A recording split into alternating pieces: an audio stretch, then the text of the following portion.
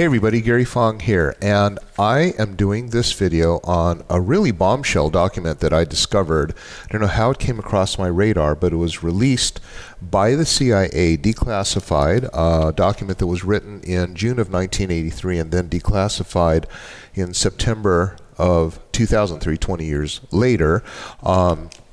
And it's quite an amazing document. It's 29 pages of stuff that will answer so many questions for so many people right now in these confusing times. Now, this is actually on the CIA website, and you can download the PDF and read it for yourself. And I've prompted some of my friends to actually take a look at it, and can't really make heads or tails of it because it is a very complex document, but it's so well written. It was written by Lieutenant Commander Wayne McDonnell,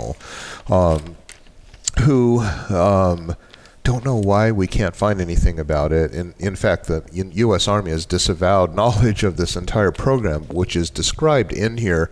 But this Wayne McDonnell guy is really a great author, and takes some very complex concepts and is able to explain them as best as he can. So what I'm going to describe to you is United States Department of the Army had a group called the Army Intelligence and Security Command, which basically attempted to weaponize remote viewing, out-of-body experiences, and time travel. This is the United States Army, okay? So this isn't some tinfoil hat wearing kind of stuff. And what they did in their extensive research into finding out how to do it and how to militarize it actually wound up paying some very good benefits by using remote viewers to actually locate targets. As many have described, that's how they found Saddam Hussein. A psychic named Ingo Swann was the one who actually commenced this group, which they called, I think it was called Operation Stargate or Project Stargate. And Ingo Swann is very heavily studied because he was able to prove remote viewing in a number of university studies, and also taught how to use it. So I'm probably going to break this video up into a number of different pieces because there's so much to explain here, and I want you to understand all of it because it does talk about time travel, out-of-body experiences, our ability to cross dimensions, and how the United States Army actually used this as an operational tool. And I think what's really most interesting about this, and a tiny bit comical, is that the United States Army has opined that one person who can achieve what is described in this article as hemisync, and by the way, you have to watch all of these videos to the very end. Don't come up with a judgment until you hear the entire contents of this, because it's really quite mind-blowing. But one thing that the United States Army has opined is that one person who can achieve hemisyncing can actually destroy an entire army simply through meditation. And this is something that came up actually in a podcast. I was interviewed about the plight of the Uyghurs.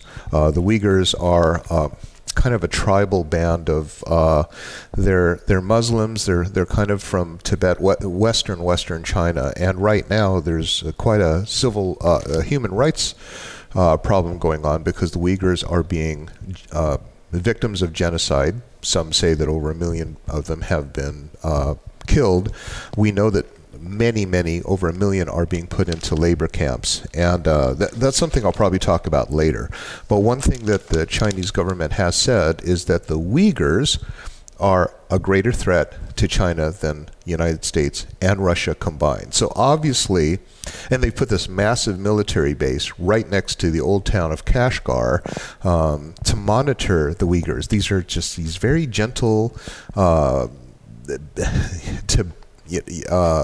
Muslim people, culturally right now Muslim, that are, they shave their heads, they traditionally wear little monkey grinder hats. The men are blacksmiths and the women weave silks, and they trade their silks in this in the Silk Road. So why are they a threat? Why are people who meditate a threat so big that the United States Army actually put together a unit United States Army Intelligence and Security Command. And those of you who want to see a little bit of background, a fascinating background, watch the movie starring George Clooney called The Men Who Stare at Goats, based on this exact operational department where the United States Army got together a bunch of people with psychic powers and they trained them to weaponize their powers. And the reason why the movie is called The Men Who Stare at Goats is simply because one of the exercises that they were training these psychics to do is to concentrate on a goat and stop its heart from beating and until it falls over. And there were many other things that United States Army did in this Intelligence and Security Command, otherwise known as Stargate. So let's go to this document, and it's called Subject Analysis and Assessment of the Gateway Process. Now, what is the gateway process? The gateway process is something that was invented by the Monroe Institute to be able to train people on how to do a thing called hemisyncing. And I'll explain hemisyncing in the course of this video or the other videos. Hemisyncing is the ability for the two hemispheres of the brain to actually lock together in step so that the frequency of their wavelengths is not only the same frequency, but the amplitudes match. They're completely in phase. And what happens when that happens, it's similar to laser. What happens to laser versus an incandescent light bulb? An incandescent light bulb is extremely inefficient because it emits light in all different frequencies, and it also burns off a lot of heat due to the filament. But in laser becomes so powerful that it can actually cut through diamonds. And the reason that is because the laser is not only in phase, all wavelengths together are in phase, but the frequency matches. So what you basically have is one wavelength. And intuitively, as people, we know the power of the being in phase in synchronization. For example, let's take the gesture of the common handshake. Now, this may be something that you just go, oh, people are shaking hands, but why do they shake hands? People shake hands to show an accord. So two people get together, they say, we make a deal. We shook on it. What happens is two people clasp their hands and they emit one wave in synchronization. One person typically does not pump faster than the other, unless it might be Donald Trump. They basically gesture that they are in synchronization with each other, and they both know when to let go. So this is the symbolic man-made knowing that all things powerful in the universe are waves that are in synchronization, not only in frequency, but in phase, so that all the amplitudes touch. Hemisyncing is simply the ability to get your left and right hemisphere to sync in unison so that all the amplitudes being the highest, all match. And why is that important? Well, let's say, for example, that you're 180 degrees out of phase, okay?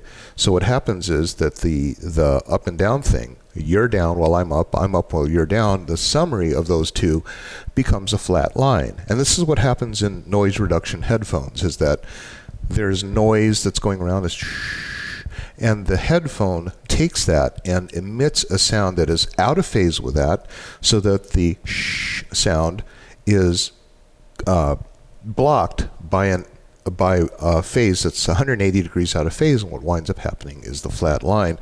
That flat line is going to be extremely important when this document talks about out-of-body experiences and time travel.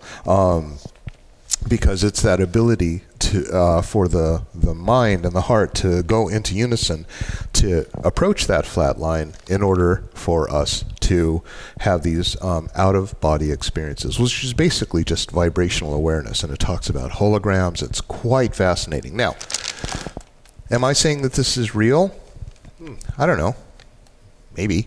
But I do know that this is what the United States Army says, and what the United States Army had classified for many years. And why they even released it, I don't know why. But anyway, so the gateway process was invented by this place called the Monroe Institute. And the Monroe Institute, basically, the one thing that I have that I think is kind of silly about this document is that the Monroe Institute puts out a number of tapes that they say will allow you to enter this hemi-syncing technique, which is by and large not possible because you have to be trained in order to do it. In fact, in this document itself, it says that the person who has practiced Zen meditation for 20 years or more can easily reach a state of hemi-sync. And hemi-sync is something that's been happening to me for a really long time, and I didn't even know how to describe it until this document told me what was happening to me when I would do these interesting things that would allow me to